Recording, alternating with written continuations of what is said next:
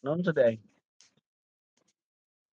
Ako lang kita na nga tong kaugmaon ba na lit na magkalisod-lisod.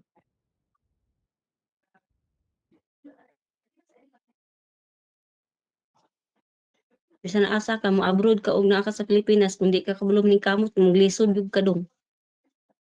Bisag maningkamot ka, di gyud ka maglisod pero mas hayahay mo gyud tong mas malaki ang sweldo kay matupad yung pangarap ba.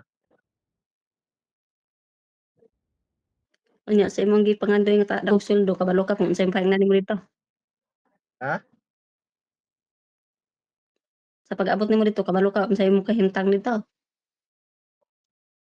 Kung unsa may kahimtang imo nang aguntahon kay first time nimo nga na ana gyud ang ay na mo gyud na.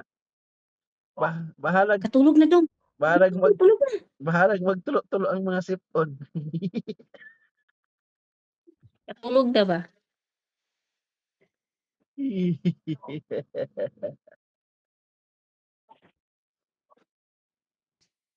Maraming tumawag sa akin sa New Zealand, sa Poland, ayun, sabi ko, "Not interested."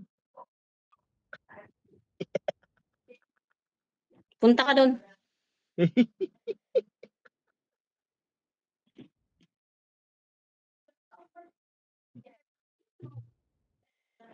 Ay, Ginoo ko.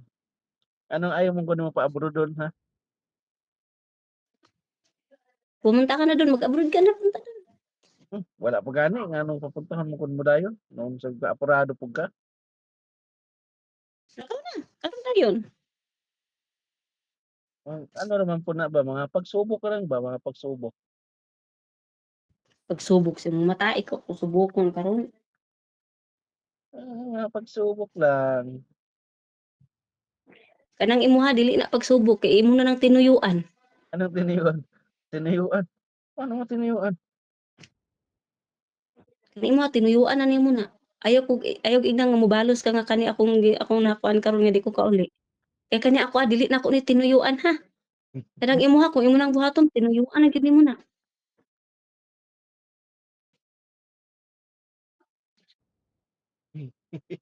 Hinaot nimo. Dami aning mga asar ay. Lakaw dito ko. Anong hit man kayo kang ma-abroad ko, di man ka masugot.